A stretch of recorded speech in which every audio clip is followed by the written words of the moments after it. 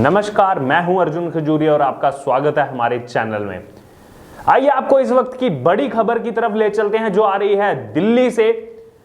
दिल्ली सरकार के स्वास्थ्य मंत्री और अरविंद केजरीवाल के बेहद करीबी सत्येंद्र जैन की पत्नी पूनम जैन से ईडी यानी इन्फोर्समेंट डायरेक्टोरेट ने पूछताछ शुरू कर दी है। जी हां, मनी लॉन्ड्रिंग केस में, मनी लॉन्ड्रिंग से जुड़े मामले में यह पूछताछ चल रही है। इस मामले की जांच के सिलसिले में ईडी ने कुछ दिन पहले सत्येंद्र जैन की पत्नी पूनम जैन को समन भेजा था।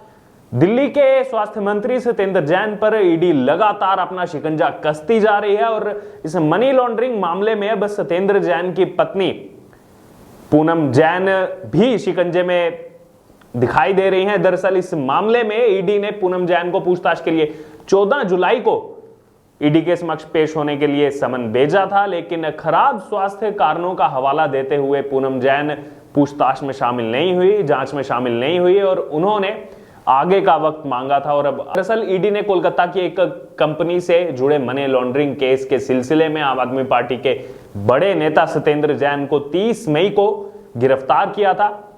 उन पर आय से दोगुनी संपत्ति होने के आरोप हैं। गौरतलब है कि ईडी की जांच सीबीआई यानी सेंट्रल ब्यूरो ऑफ इन्वेस्टिगेशन के 2017 के एक मामले से जुड़ी हुई है, जिसमें ये आरोप लगे थे कि आम आदमी पार्टी नेता सत्येंद्र जैन और उनकी पत्नी पूनम जैन, उन पर फरवरी 2015 से मई 2017 के बीच जो है 1.5 करोड़ की आय से अधिक संपत्ति अर्जित की गई थी और ये उनकी आय के जो ज्ञात स्रोत उन्होंने बताए थे उससे भी ज्यादा थी। 30 मई को सत्येंद्र जैन की गिरफ्तारी के बाद इन्फोर्समेंट डायरेक्टोरेट ने 6 जून को सत्येंद्र जैन, उनकी पत्नी और उनके बाकी सहयोगियों के कई स्थानों पर छापेमारी की थी, जिन्होंने डायरेक्टली या फिर इनडायरेक्टली तौर पर सत्येंद्र जैन की सहायता की थी, मदद की थी। इस मनी लॉन्ड्रिंग प्रक्रिया में कहीं ना कहीं इसका हिस्सा थे और इस छापेमारी के दौरान 2 करोड़ 85 लाख रुपए की नकदी मिली थी और इतना ही नहीं, 133 सोने के सिक्के भी बरामद हुए थे, जिनका वजन 1.8 किलो नापा गया था। और कुछ दिनों बाद ही सत्येंद्र जैन को लोकनायक जयप्रकाश अस्पताल में ऑक्सीजन का स्तर गिरने की शिकायत की वजह से भर्ती करवाया गया। दरअसल 18 जून को सत्येंद्र जैन की जमानत अर्जी खारिज कर दी गई और अदालत की सुनवाई के बाद सत्येंद्र जैन जुडिशियल कस्टडी उनकी जो है वो उसको बढ़ा दिया गया। बात की जाए अगर सीबीआई की सेंट्रल ब्यूरो ऑफ इन्वेस्टिगेशन की, तो उनकी पत्नी और बाकियों पर पीएमएलए यानी प्रिवेंशन ऑफ करप्शन एक्ट के तहत अपराध करने का आरोप लगा है। ईडी ने 4 करोड़ 81 लाख अचल संपत्तियों को कुर्क किया। जून महीने में दिल्ली एनसीआर की 10 प्राइम लोकेशन पर रेड मारी गई ईडी की तरफ से, जिसके तार मनी लॉन्ड्रिंग केस से जुड़े हुए थे। और हाल ही में दिल्ली के स्वास्थ्य मंत्री सत्येंद्र जैन को निलंबित करने की जो मांग वाली जो याचिका थी उसको कोर्ट ने भी खारिज कर दिया। कुछ दिन पहले दिल्ली की अदालत में सत्येंद्र जैन से जुड़े आरोपियों की हिरासत की अवधि को बढ़ाया गया था। इस मामले में जस्टिस गीतांजलि गोयल ने सत्येंद्र जैन के कथित सहयोगी वैभव जैन की हिरासत बढ़ाई थी। दोनों आरोपियों को कुछ दिन पहले ही गिरफ्तार किया गया था। यह मामला 5 साल पुराना है, 2017 से चल रहा है और सीबीआई की ओर से 24 अगस्त 2017 को प्रिवेंशन ऑफ करप्शन एक्ट की धारा के तहत सत्येंद्र जैन और बाकी लोगों के खिलाफ एफआईआर दर्ज करवाई गई थी, जिसके बाद मनी लॉन्ड्रिंग केस के तहत ईडी ने जांच शुरू की थी। दरअसल सीबीआई ने आरोप लगाया था कि 14 फरवरी 2015 से 31 मई 2017 तक लगभग 2.5 साल की अवधि के दौरान अपने मंत्रालय का चार्ज संभालते हुए सत्येंद्र जैन ने ज्यादा संपत्ति अर्जित की थी और इसी मामले में पीएमएलए यानी प्रिवेंशन ऑफ मनी लॉन्ड्रिंग के क्रिमिनल सेक्शन एक्ट के तहत इस समय सत्येंद्र जैन दिल्ली की तिहाड़ जेल में बंद है।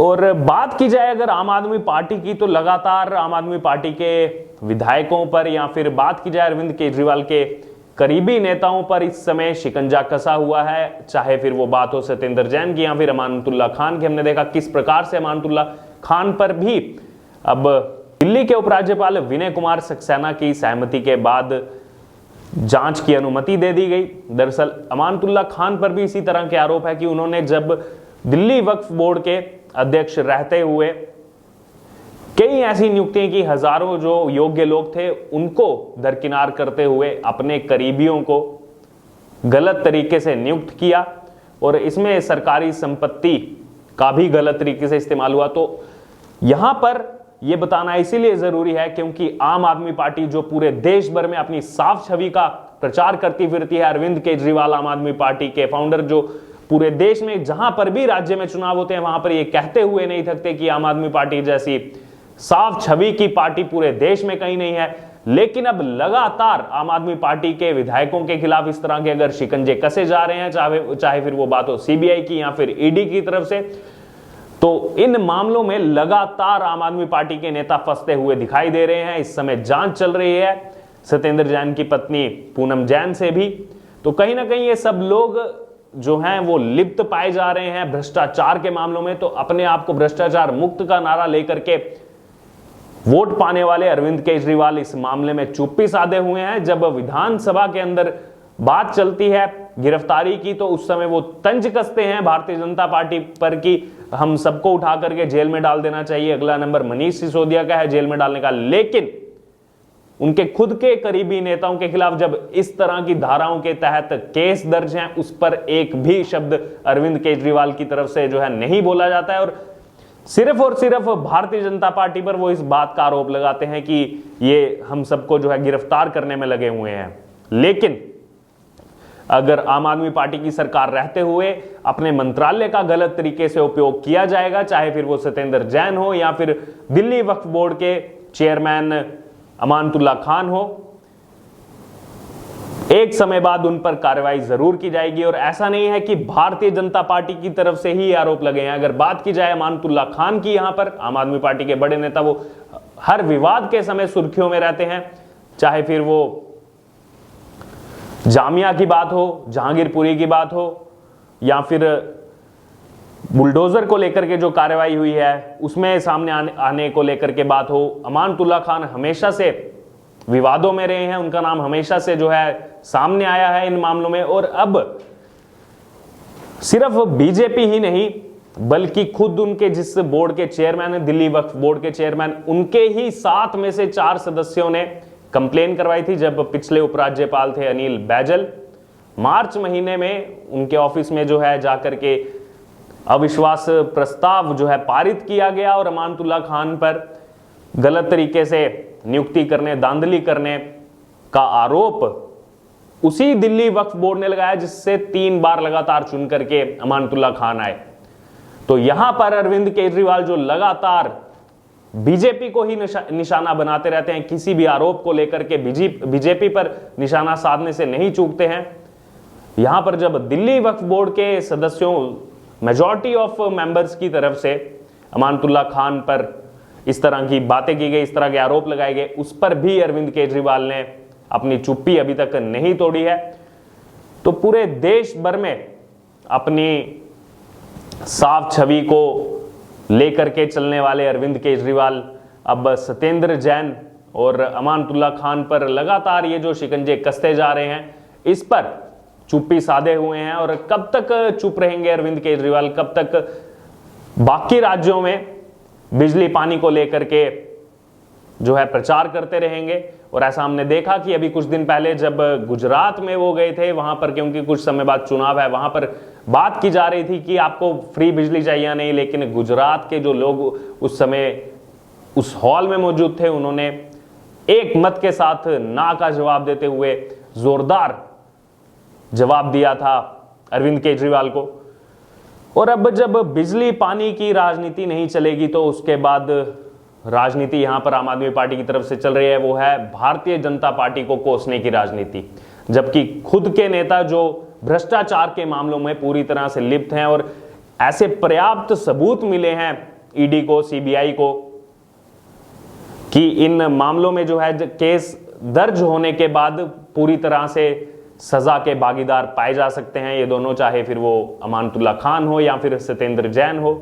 लेकिन अरविंद केजरीवाल का फिर वही रोना कि बीजेपी जो है जानबूझकर आम आदमी पार्टी के नेताओं पर इस तरह के शिकंजे कस रही है। लेकिन बात की जाए अगर सीबीआई की, ईडी की, तो ये पूरी तरह से इंडिपेंडेंट है। इन पर किसी तरह का कोई दबाव जो है केंद्र सरकार की तरफ से नहीं रहता है। लेकिन उसके बावजूद अरविंद केजरीवाल की तरफ से समाज को भ्रमित करने का प्रयास किया जाता है कि आम आदमी पार्टी के नेताओं को जानबूझकर बीजेपी की तरफ से निशाना बनाया जा रहा है। अब आपकी क्या राय है इस मामले में? अब जो शिकंजा कसा है ईडी ने, अब पूछताछ जारी है सत्येंद्र जैन की पत्नी पूनम जैन से। इस पर आपकी क्या राय है, आपके क्या विचार हैं? कुछ दिन पहले जब समन भेज करके उनको बुलाया गया था तो खराब स्वास्थ्य का हवाला दे करके उन्होंने कुछ दिन की मांग की थी, लेकिन यहां पर ईडी के शिकंजे से नहीं बच पाएंगे क्योंकि मात्र 4 दिन के बाद ही ईडी ने दोबारा से उनको बुलाया और आज पूछताछ उनसे चल रही है इस मामले में कि आय से अधिक संपत्ति किस तरह से अर्जित की गई। और आपकी जो भी राय है, जो भी विचार है, हमारे साथ कमेंट बॉक्स में शेयर कीजिए। इससे जुड़े तमाम अपडेट के लिए बने रहिए हमारे साथ। हम फिर से मिलेंगे एक नई वीडियो में एक नए अपडेट के साथ। धन्यवाद।